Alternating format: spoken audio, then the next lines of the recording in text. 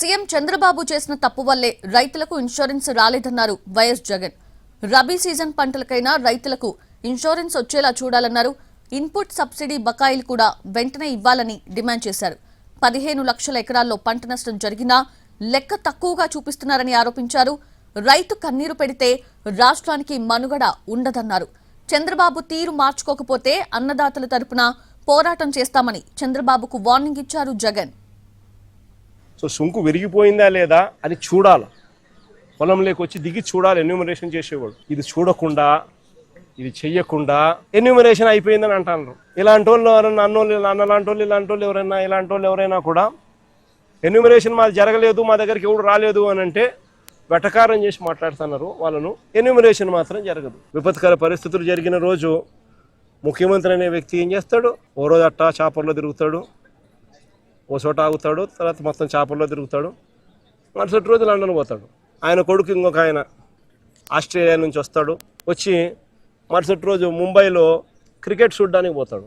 ఈడేమో మన రైతుల పరిస్థితి ఏమో ఏడవలేక, కడుపులో బాధ ఉండి దాన్ని తట్టుకోలేక, నవ్వు రాక, ఇది పరిస్థితి వాళ్ళది. అయ్యా చంద్రబాబు, నీ తప్పిదం వల్ల రైతులకు ఈరోజు ఇన్సూరెన్స్ డబ్బు రావడంలా. ఈరోజు ప్రతి రైతుకు నువ్వు ఎలా పలికినా ఎలా పలకపోయినా కూడా ఉచిత పంటల బీమా కన్నా నువ్వు కన్నా డబ్బు కట్టి ఉండింటే నష్టపోయిన ప్రతి రైతుకు ఎకరాకు కనీసం 20,000 రూపాయలు పైచిలకు రైతుకు చేతిలో కనపడేది. నీ తప్పిదం వల్ల జరిగింది అది. ఉచిత పంటల బీమా అనేది నువ్వు ఎత్తేయడం వల్ల రైతుకు నష్టం జరిగింది. కాబట్టి ఖచ్చితంగా ఆ ఇన్సూరెన్స్ డబ్బు రైతుకు ఖచ్చితంగా వచ్చేట్టుగా చెయ్యాలి అని చెప్పి రైతుల తరఫున డిమాండ్ చేస్తూ ఉన్నాం, గట్టిగా అడుగుతూ ఉన్నాం. ప్రభుత్వం అన్నది ఈరోజు ఉందా లేదా అర్థం కాని పరిస్థితిలో రైతున్నాడు. రైతుకు నష్టం వచ్చినా కష్టం వచ్చినా కానీ పట్టించుకునే పరిస్థితి ఎక్కడా కూడా కనిపించని పరిస్థితిలో ఈరోజు రాష్ట్రం ఉంది. నేను ఇవాళ చంద్రబాబు నాయుడు గట్టిగా చెప్తా ఉన్నా, ఎందుకు లెక్కలు తక్కువ చేసి చూపిస్తూ ఉన్నారు? రైతు సంతోషంగా ఉంటేనే రాష్ట్రం బాగుంటుంది.